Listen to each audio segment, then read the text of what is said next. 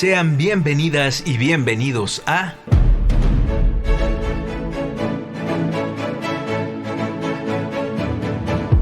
Resonancias íntimas del teatro. Resonancias íntimas del teatro.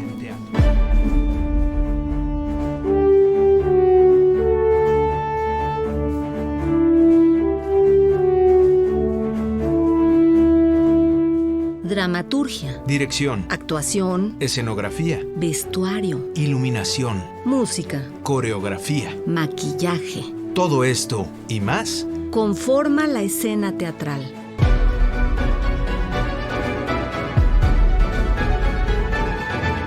Se levanta el telón.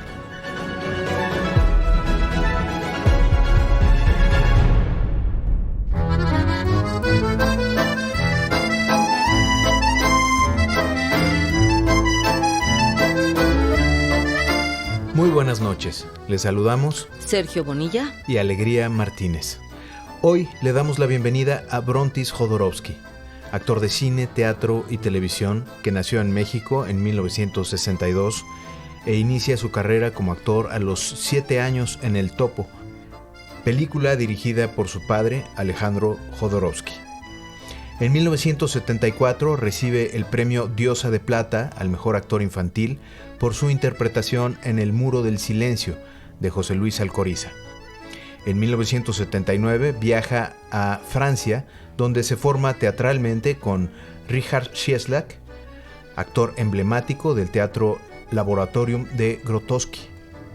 Posteriormente trabaja durante 8 años con Ariane Munchkin en la compañía Théâtre du Soleil y realiza talleres intensivos con Yoshi Oida, integrante de la compañía de Peter Brook, así como con el director inglés Declan Donnellan. Desarrolla en Francia una amplia trayectoria como actor de teatro, colaborando con directores como Ariane Munchkin, Irina Brook, Jorge Labelli, Bernard Sobel y Simón Abkarian, además de participar en proyectos de televisión y cine. Paralelamente, Brontis Jodorowsky ejerce como director de teatro y de ópera en montajes como Peleas y Melisande, de Claude Debussy, Rigoletto, de Giuseppe Verdi, Carmen, de Georges Bizet. A partir de 2011, retomó su actividad cinematográfica tanto en México como en el ámbito internacional y participó en producciones como Tau y Las Tinieblas, de Daniel Castro Cimbrón, La Danza de la Realidad, de Alejandro Jodorowsky, Anton Chekhov, 1890, de René Ferret, Dunas, de Jodorowsky, de Frank Pavich, El Elegido, de Antonio Chavarrias, Poesía sin fin, de Alejandro Jodorowsky, Por Instinto, de Natalie Machak, y Opus Zero, de Daniel Graham. Esto por mencionar solo algunas de sus participaciones cinematográficas. Bienvenido, Brontis, gracias por estar esta noche en nuestro programa. Buenas noches, qué placer estar aquí. Sí, te voy a agregar para el público mainstream, sí, que participé en Los Animales Fantásticos 2, Los Crímenes de Grindelwald, donde interpreté el papel mítico de Nicolas Flamel. Eso. Digo mítico porque en el universo de Harry Potter es así como el mago, sí, así que todo el mundo quería ver. Y además es el único personaje que existió en la vida real. Ándale. Te cuento una anécdota bonita, por favor. A propósito. Sí. Es un alquimista, ¿no? Ajá. Entonces yo lo estudié un poquito, los actores estudiamos un poquito antes de interpretar algo, ¿no? Aunque sea una película de Hollywood. Y me metí un poco en la alquimia a ver de qué se trataba, ¿no? Y él encuentra la piedra filosofal y el elixir de vida eterna. Usted tiene 600 años cuando llega en la película.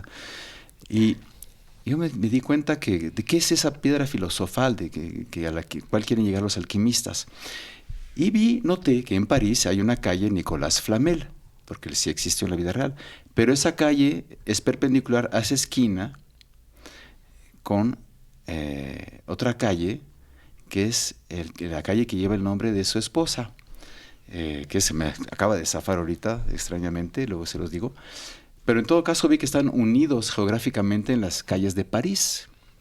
Me dije, esto quiere decir que era una pareja. Y sabes que el ser que es supremo en la alquimia, a lo que quieren llegar es la reunificación del hombre y de la mujer, es el andrógino, ¿no? Es la calle Pernel, ¿no? Y entonces me dije, no, pues la piedra filosofal es la realización del amor completo. Y en estas películas, por ejemplo, solo muestran a Nicolás Flamel, pero debería mostrar a los dos, porque los que logran esa proeza de la vida eterna son juntos, porque lo que es eterno es el amor entre ellos, ¿no? Y entonces cuando, ahí me salgo un poco del tema, pero cuando hicimos el estreno de la película en Londres, el cóctel y toda la locura, Hollywood, todo lo que tú quieras, fui a hablar con el director, le dije, mira, si hay una secuela y que aparece la esposa, yo la quiero actuar también. Y eso me viene viene de una obra de Albert Camus, Calígula, en el que hay un senador que dice, las viejas parejas acaban por parecerse tanto que tienen el mismo número de pelos en las orejas. Y ahí me dije, eso es. Pero bueno, una pequeña digresión sobre ese tema. Muy buena, muy buena. Muy bien, muy oportuna. Pues muchas gracias por estar aquí en nuestro programa. Te agradecemos mucho tu presencia. Y entiendo que tu infancia y adolescencia transcurrió entre distintos países, ¿no? Uh-huh. ¿Cómo eran tus días cuando eras niño entre los sets de filmación y la vida artística familiar? Y también, ¿qué guardas en tu memoria de esos días en los nuevos colegios? ¿Cómo brincabas también de educación, de culturas, en distintas costumbres, ¿no? Uh-huh, uh-huh. Bueno, tú mientras me estabas haciendo la pregunta... Es muy amplia, sí, seguro. Te iba dando distintas respuestas en mi mente. Entonces, mi primera respuesta era, mira, yo era un niño totalmente normal. Iba a la escuela, me interesaban mis amigos, hacía carreritas de coches ahí en el patio. No el patio, en la escuela con mis amigos. La filmación que yo tuve a los 6 años con el Topo, pues me duró poco. O sea, tú ves la película, parece como una realidad así extensa, pero concretamente los días de filmación fueron, no sé, 10 días, una semana, que seguramente durante las vacaciones escolares, porque hay leyes que protegen a los niños que no se les explote. Y seguramente fue así, ¿no? Y fueron una semana, 10 días súper divertidos. Sobre todo que a mí en ese momento lo que me interesó muchísimo es cómo se fabricaba una película. O sea, no era digital, era realmente film, celuloide, o sea, ¿no? Unas cámaras enormes que se movían y los trucos y cómo en la película el personaje del Topo le lanza un cuchillo de abajo a un tipo que está arriba de una torre, el cuchillo le atraviesa el cuello y el tipo cae de 8 metros. Entonces, ¿cómo este tipo se tira de 8 metros? Ay, no, hay unas cajas de cartón con una tela que lo protegen y el cuchillo en realidad es un medio aro. Está el mango de un lado, pasa detrás de la nuca, está del otro lado, y con el montaje y el movimiento da la impresión que el cuchillo vuela hasta Eso me interesó muchísimo de niño, ¿no? Los tiros, hoy los tiros los agregan digitalmente, ¿no? Las heridas. En aquella época pasaba un cablecito de cobre debajo de la arena, se subía por el pantalón del actor, detrás de su camisa había una bolsita con dinamita, poquita, y una bolsita de sangre, el tipo de enfrente disparaba, y había un tramoya que apretaba la manija un poco como el coyote en el Bip Bip, ¿no? Y en el explotaba. Pero no se podían filmar muchas veces, porque, o sea, más de 3 camisas no había, se saltaban el presupuesto. Bueno, entonces fue un momento de mucho interés, y obviamente yo estaba en una casa cuando empecé a vivir con mi padre a los 6 años, en la que pues circulaban artistas, se veía que había cierta actividad, pero yo era niño, entonces yo tenía mi vida de niño, ¿no? Obviamente, por capilaridad uno capta ciertas cosas, pero ¿qué quieres que te diga? Los grandes artistas que pasaban por ahí no me pelaba mucho, la verdad. Hola, Brontis, ¿cómo estás? Aquí tú a ellos, ¿no? Te traje un dulce, ya, goodbye, vamos a trabajar nosotros los adultos, ¿no? Y yo voy a ver la tele, lo que sea. Pero un niño es como una esponja, ¿no? Capta, recibe, observa, y obviamente eso pues tuvo una influencia en mi desarrollo, no puedo decir que no, ¿no? Si mi padre fuera zapatero, yo hoy podría hablarte de los diferentes tipos de cuero, de pegamentos, se usa tal martillo para clavar tal clavo, para poner la suela o no, y quizás yo hubiera abierto una zapatería, ¿no? Es así, captamos las cosas. Y luego también hay que ser conscientes que uno cree que, yo tengo 2 hijas, ¿no? Uno cree que tú educas a tus hijos, pero no, o sea, al principio tu país es tu casa. Y cuando cambias de casa es como cambiar de país. Como tú dices, se te cambia todo tu medio ambiente, tus amigos, todo eso hay que adaptarse. Bueno. pero también te enriquece cambiar de país y cambiar de hablar con otra gente, entonces, ¿no? Nos vamos construyendo en relación con los otros, ¿no? Claro. Pero a la vez vas captando eso y a la vez tienes una vida normal, ¿no? Y eso fue importante y valioso. Mis padres nunca quisieron que yo fuera un artista. O sea, yo crecí en un ambiente en el que tanto mi padre como mi madre, porque no soy como Atena, ¿eh? O sea, también nací de una madre que era actriz cuando yo nací. Claro. Yo estaba en su vientre cuando ella estaba haciendo teatro ahí. Y durante un gran periodo de su vida, ya fue profesora de trabajo corporal en la Escuela Nacional de Estrasburgo, dirigió un teatro durante un tiempo en Costa de Marfil, o sea, tuvo su vida artística también. Lo cuento porque no vivieron juntos, soy de padres separados. Pero ya me perdí un poquito. Pero ¿qué te estaba diciendo? Sí, como es decir, que cambiabas de cultura, de costumbres, sí, pero una vida normal. Te educan tus padres, ¿no? Te influencian tus padres. Pero muy, muy, muy pronto te empiezan a influenciar la gente que pasa por la casa, los maestros de tu escuela, de repente te marca el chofer del camión, o sea, yo recuerdo muy bien al tipo que venía a vender las frutas, no se hace eso, pero la fruta frente a la escuela, ¿no? Uh-huh. Con la jícama, con chile y limón. Era un tipo muy divertido que le hablaba mucho a los niños, conectaba muy bien con nosotros. Entonces él me enseñó también que la relación de adultos y niños podía ser amena y agradable, ¿no? Y no siempre como con los maestros de poder o de autoridad, claro, o lo que sea. Entonces uno de niño va aprendiendo de todo. Y espero que no como los animales, ¿sabes? Los animales juegan hasta cierta edad. Y el juego está siempre conectado con lo que aprenden para vivir más tarde como adultos. Pero hay muy pocos animales que siguen jugando después. Los humanos sí. ¿Por qué seguimos jugando? Porque seguimos aprendiendo. Y como ustedes saben, actuar en inglés es to play, que es jugar. Y me gusta mucho eso. También en francés, jouer. También en francés, sí. Que quiere decir que estás jugando. Entonces, tu actividad artística, actoral en escena, siempre tiene una conexión con el aprendizaje.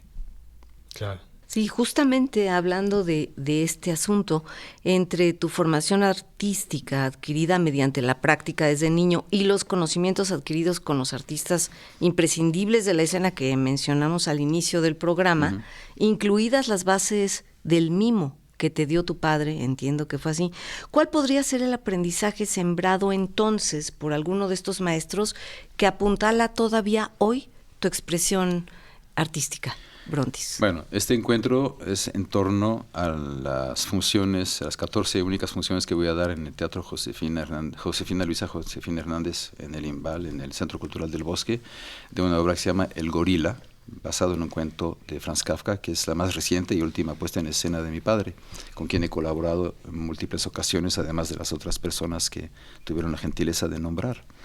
Lo muy interesante para mí en esta obra es que yo he practicado distintas formas de teatro, siempre con una manera de abordarlo corporalmente, porque pues empecé de niño haciendo artes marciales, un poco de baile, un poco de acrobacia. Entonces siempre me interesó abordar el teatro a partir del cuerpo, inclusive la voz. Uh-huh. La voz es cuerpo, la voz es movimiento del diafragma, de la lengua, de los labios, del paladar, de la respiración y claro de la mente, ¿no? Etcétera. Pero eso es como el movimiento que permite conectar con la emoción y con el pensamiento. Entonces, yo estuve en diferentes compañías, diferentes formas de trabajo, hice cine, que es una técnica de actuación totalmente distinta, muy técnica y muy más retenida. Y lo que me encantó del trabajo con el Gorila y con Alejandro es que fue como el punto de encuentro de muchas experiencias y muchas formas de trabajo. La corporalidad, que trabajé siempre con Chislak mucho, trabajé 2 años con él, casi no dijimos una línea de texto, que me hizo sentir hasta qué punto las células de la piel y del cerebro son las mismas, vienen del mismo lugar, que hay memoria de la piel, memoria de los músculos, hay memoria de los huesos, y el trabajo de la máscara, que trabajé mucho con Ariane Mushkin, hicimos máscara balinesa, japonesa, topeng, que es el arte tradicional de máscara de Bali, porque antes de cada obra que hice allá en esa compañía, en esa troupe, muy importante que era trabajo de troupe, de compañía, venían maestros al inicio de los ensayos para enriquecernos con esas técnicas y de las cuales luego nosotros tomábamos ciertos instrumentos, ciertos útiles para improvisar y desarrollar la forma teatral de la obra que íbamos a dar. Entonces la máscara y luego el cine también, la conexión distinta de la emocionalidad que viene del trabajo cinematográfico, es saber cómo adaptar el close-up del cine al escenario, ¿no? O sea, tener conciencia de eso. Y la precisión, porque en el cine se te exige mucha precisión, o sea, te ponen, porque el foco es importante, el cine es fotografía, entonces tienes que estar en foco, ¿no? Entonces se ensaya, se define que vas a estar acá y que caminas de aquí a allá a este punto. Llegas a este punto y un técnico te pone una marquita. Si no te detienes en esa marquita, si estás antes o después, estás fuera de foco. ¡Corte! Brontis, ponte en la marca. Ok. Y tú estás actuando una escena intensa de emoción, de peligro, de supervivencia, de rabia, de amor, de lo que tú quieras, caminando hacia allá, hacia tu colega actor o colega actriz, hacia la supuesta amante, madre, padre, la figura de la muerte, el diablo, Dios, lo que tú quieras, pero párate en la marquita. Entonces sí, es claro, muy técnico y es muy interesante desarrollar este doble nivel de conciencia, un nivel de abandono del control para que la emoción pueda surgir y al mismo tiempo el control absoluto de lo que está haciendo tu cuerpo. Entonces el gorila ha sido como un encuentro de todas esas distintas técnicas. Yo intento ahí juntar justamente todo lo que he aprendido a lo largo de mi transcurso.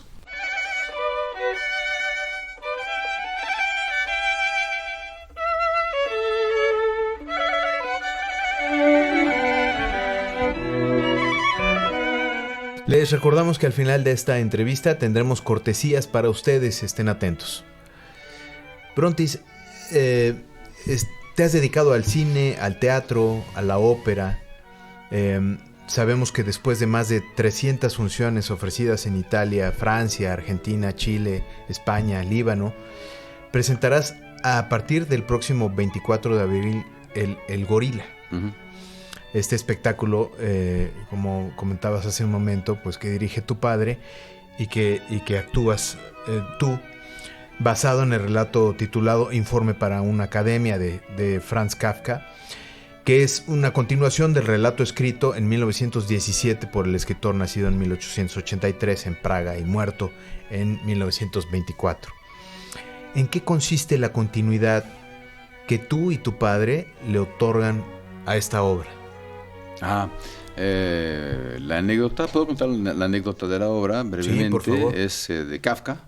Es que es un mono capturado en la selva africana, lo meten en una jaula en un barco en dirección de Hamburgo, y en Hamburgo el proyecto es meterlo en el zoológico. Entonces este mono que se dice, estoy encerrado acá, ¿qué hago? No puedo salir, nunca he estado en una semejante situación. Y él ve, por la reja, ve que los humanos en el barco se mueven lo que él cree libremente, porque la definición de qué es la libertad humana es todo un tema, pero digamos él los ve moverse, no están en una jaula, entonces él los quiere imitar. Dice, si yo me vuelvo como ellos, entonces podré encontrar una salida de este encierro. Por varias circunstancias, llega a Hamburgo y por varias circunstancias muy divertidas que cuento en la obra, pero no voy a spoilear aquí como se dice, de repente habla este mono. Aprende a hablar. Aprende a hablar. Es capaz de decir hola, ¿no? Y con eso, cuando llegan a Hamburgo, se lo confían en vez del zoológico a un domador para un número de cabaret. Entonces él se logra salir del encierro así. Es el mono que habla en los cabarets, ¿no? Y la academia lo invita a recibir un diploma y un premio, un diploma de miembro honorario, porque logró hablar. Como que se humanizó, lo recompensan por dejar de haber sido lo que él era para ser otra cosa, para ser aceptado por los demás, integrado en la sociedad humana. Ahí se acaba la historia de Kafka. Pero mi padre, cuando leyó esta historia en la adolescencia, primero se identificó mucho con ese personaje que tenía que renunciar a lo que él era para que se le aceptara en la sociedad en la que él vivía, porque era familia de emigrantes, ¿no? de Europa del Este, judíos, caucasianos, en todo el norte de Chile, donde sus padres tenían una tiendita de sostenes y de bragas y calcetines, ¿no? Eran pequeños comerciantes y sus abuelos habían sido obreros agrícolas. Y él sentía el llamado de la poesía, etcétera, pero no, primero poeta era ser, digamos, joto, ¿no? Y su padre sobre todo no quería eso. Y luego pues él era judío, había mucho antisemitismo y él era muy blanco y por sus orígenes en una zona de norte, extremo norte de Chile, donde todo el mundo era así súper moreno, entonces pues, no tuvo muchos amigos y bueno, etcétera, ¿no? Entonces se identificó, se sentía como en la soledad de ese mono, encerrado en ese pequeño pueblo, en un tipo de vida que él sentía que no le correspondía.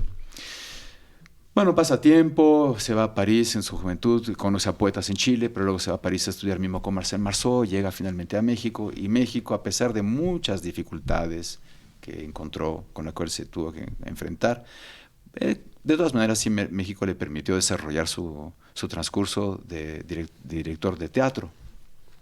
Hizo muchas obras acá, bueno, se volvió famoso también por los escándalos, le cerraban las obras, ¿no? Pero él hacía propuestas distintas de lo que se hacía en aquella época, pero también México lo enriqueció mucho, ¿no? Entonces llegó un momento dado en el que él quiso montar ese texto, que le habló, dijo, ya soy director, ¿qué hago ahora? Voy a montar este texto. Yo creo que en aquella época había puesto en escena con Carlos Sancira con mucho éxito El diario de un loco, que era un monólogo, entonces tuvo la idea de hacer otro y empezó a trabajar con un actor aquí mexicano que se llamaba Narciso Busquets, que era una primera versión que mi padre intentó de adaptar este cuento, pero no se entendieron. A mediados de los ensayos hubo... No sé si puedo contar esto, pero ya que dije, no sé si lo puedo contar, sí, lo tengo que por contar. Favor, por favor. Es que mi padre le había hecho en aquella época un traje así, con los pelos, es un gorila, ¿no? Bueno, viene la esposa de Narciso Busquets a ver un ensayo, y al día siguiente Narciso Busquets llama a mi padre, maestro, le tengo que decir algo, hay que cambiar ese vestuario, no puedo aparecer así. ¿Cómo? No, es que mi mujer vino ayer y me encuentra muy feo. ¡Ay, qué cosa! Entonces él se llama Narciso Busquets, pero es de mujer, ¿no? Ah, bueno, Narciso. Oye, era un muy buen actor el tipo, era grande, fuerte, ¿no? Ay, Narciso, es que, bueno, respeto mucho a tu mujer, envíale todo mi cariño, si quieres le envío un ramo de rosas blancas, pero es un gorila, o sea que la obra es así, y yo soy tu director, tú eres el actor, una cosa es eso y otra cosa es tu pareja. Bueno, lo siento, maestro, pero para mí el punto de vista de mi mujer siempre me ha guiado, siempre ella me ha acompañado todo mi transcurso, yo le doy la razón, hay que cambiar. Bueno, Narciso, te dejo el trazo escénico, haz lo que quieras, goodbye. Ella dio la obra con trazo escénico a Alejandro Jodorowsky, con cierto éxito, en cierto tiempo, tuvo su éxito, y luego se la transmitió a otro actor, ¿no? Años más tarde, y este actor lleva como 30 años haciéndola en México. El gorila se le conoce mucho, Alberto Duperón, se le conoce mucho así. Humberto, ¿no? Humberto Duperón, perdón, por eso no lo quería decir, no me quería equivocar. y yo además fui a ver, hace unos meses, fui a ver su puesta en escena, bueno, su obra, que ya no pone, porque se lo pedí cuando nosotros empezamos a pensar en hacer nuestra versión. Le dije, bueno, todavía estás poniendo aquí trazo escénico de Jodorowsky, pero pues no han trabajado realmente nunca juntos, etcétera, ¿no? No te vamos a pedir derechos de autor que nunca llegaron, pero no te preocupes, eres un colega actor y yo respeto mucho el trabajo. Fui a ver su obra, lo encontré extremadamente respetable. Es un hombre que está luchando con la esclerosis en placa y juega. Así es. Me conmueve mucho ver a un actor de 70 años ahí actuando con su silla de ruedas, diestra, siniestra. Bueno, pero obviamente la historia se queda, porque en aquella época mi padre había respetado el cuento de Kafka, se queda en el que el mono pues es un número de cabaret y habla y se queda ahí, ¿no? Pasa el tiempo y Alejandro y yo trabajamos en El Topo, traduje algunos libros suyos. Alejandro me viene a ver, yo hice mi carrera independientemente de él totalmente en el teatro, con la gente que ustedes citaron. Me viene a ver en una obra en la que jalé a mi hermano Adán, que tenía 18 años, Adán, que se conoce como Adanovsky, que es cantante y excelente productor. Y me lo jalé ahí, porque nos faltaba alguien que tocaba la guitarra para completar el cuarteto de protagonistas de Penas de Amor Perdido de Shakespeare, que había puesto Simón Abkarian en escena. Alejandro viene a ver la obra, le encantó la obra, le encantó mi actuación, le conmovió que los hermanos estuvieran en escena y nos propuso hacer Ópera Pánica con mi otro hermano, Cristóbal, retomarla, reescribirla, porque él había hecho la Ópera del Orden hacía muchos años en México. Y montamos esa obra nosotros tres, él también estaba en escena como narrador y nuestras parejas de aquella época. Y nos fuimos de gira, 2 meses, Francia, Italia, fue formidable, estábamos ahí como los gitanos ahí en su carromato, ¿no? Cambiando de ciudad italiana cada 2 días, muy divertida gira. Después de eso, este mismo productor que nos había llevado de gira y que tenía lazos con Italia, Alejandro y él se propusieron hacer una nueva adaptación del Sueño sin fin, conmigo y una actriz italiana. Lo giramos un poco en Italia y en Francia no se pudo hacer porque la actriz italiana quiso tener un bebé con su marido en Torino. Entonces ahí mi padre le gustó mucho el trabajo conmigo, en el que esa obra la presentamos en 2008 en el festival en el Centro Histórico, en el Teatro de la Ciudad. Dimos 3 funciones, ahí el público creo que la apreció mucho y a Alejandro le gustó mucho trabajar conmigo. Entonces me dijo, ya, Dios mío, por fin tengo el actor ideal para hacer el gorila tal como yo lo concibo, tal como yo lo he soñado desde siempre. Tú lo puedes hacer con tu capacidad corporal, tu imaginación, y nos entendemos creativamente también. Y entonces él prolongó la obra, prolongó el texto, porque regresó a tu pregunta, y por ahora es casi 50% de su adaptación, 50% Kafka, diciéndose que, bueno, Kafka lo lleva hasta ahí el cabaret y habla. Pero ¿qué sucede si se le permite continuar su existencia? Si realmente logra humanizarse completamente, si encuentra su sitio en la sociedad, si se escapa del cabaret, que era otra jaula, otra forma de jaula, si un poco como Elephant Man, cuando el doctor está en una feria y lo regresan a la feria, pero el doctor lo salva de la feria, donde lo están explotando, Elephant Man. Y ahora la sociedad. Y luego lo meten en el hospital y lo encierran en un hospital, es otro encierro igual, y lo exhibe para los científicos, ¿no? Bueno, entonces Alejandro desarrolla el camino de este personaje hasta se casa con una mujer humana, ¿no? ¿Qué sucede con eso? ¿Qué sucede si ese mono triunfa según los esquemas que se consideran triunfo en la sociedad humana? Triunfo económico, de influencia, de poder, ¿no? No cuento todo, pero esa aventura es bastante divertida y es como un retrato de la sociedad humana enferma, ¿no? En sus modelos sociales y lo que ella considera el éxito, ¿no? Social. Pero él se interesó, ¿y qué hacemos si lo llevamos hasta que la obra cuente el camino entre un animal en la selva y el despertar de una conciencia, ¿no? Y entonces me propuso ese texto, yo lo encontré formidable. Al principio leí la novela de Kafka y dije, ¿qué quieres hacer con esto? Sin embargo me dice, pero Brontis, hay cientos de actores que han adaptado este texto, pero nosotros lo vamos a llevar más allá, ¿no? Y cuando me propuso eso, primero le dije no. No, Alejandro, porque yo no hago teatro para estar solo en escena. Esos ego trips no son los míos. A mí me gusta la troupe, yo hago teatro para estar con los demás, crear con los demás, ensayar, compartir, vivir juntos una aventura. No, vas a ver, haz la experiencia, te va a gustar. Y claro, hicimos la obra y me di cuenta cuando empecé a actuar que nunca estaba solo, porque la anécdota es el gorila que está leyendo su discurso de recepción del premio frente a la academia y que empieza por decir, me piden que les cuente mi vida de mono, pero para lograr triunfar tuve que olvidarla. Claro. Entonces dice, bueno, ok, voy a tratar. Entonces empieza a contar y a medida se va acordando y lo va reviviendo todo, ¿no? Y todo eso pues ocurre frente a, cuando es una pequeña sala, 150, me ha tocado actuar en exteriores para 900 y nunca estoy solo porque toda la academia está ahí, ¿no? Y les he hecho el discurso y converso con ellos, ¿no? Entonces en ese sentido, pues esa es la prolongación de la obra. Muchas gracias, Brontis, por estar esta noche en nuestro programa.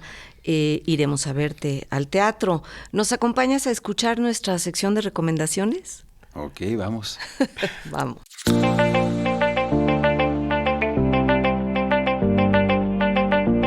Esta semana recomendamos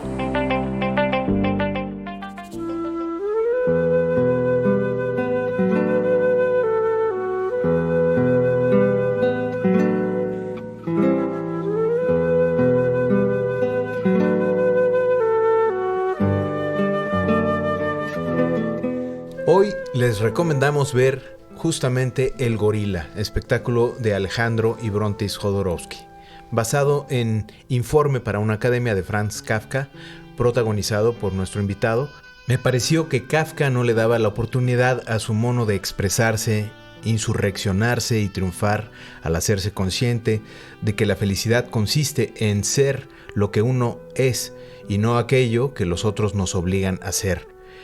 Es dramático el esfuerzo de integrarse tras haber cortado nuestras raíces en un mundo que nos tolera, pero nos desprecia.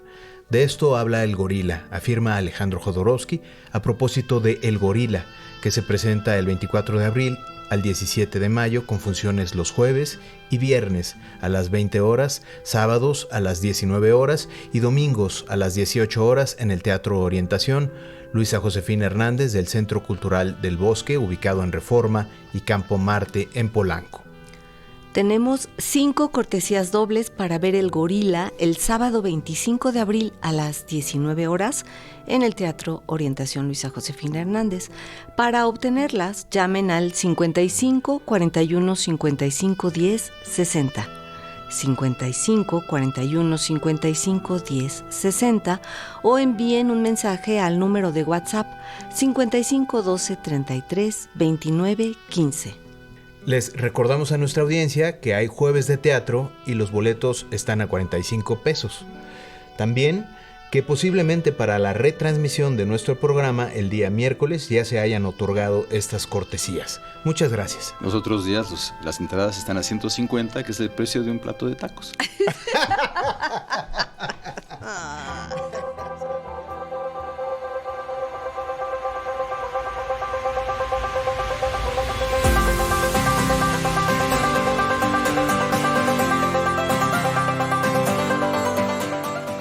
Nos encontramos la próxima semana a la misma hora por las frecuencias de Radio Educación.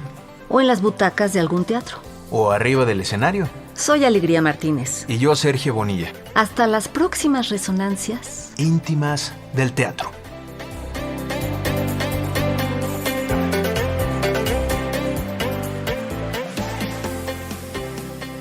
Participamos en el equipo de producción. Servicio Social, Yael López, Melisa Bustos y Leonardo Márquez. Ingeniero, Fortino Longines. Alma Lilia Martínez en la asistencia y musicalización. Guión y conducción de Alegría Martínez. Reportaje y conducción de Sergio Bonilla. En una producción y coordinación general de Laura Elena Padrón para Radio Educación.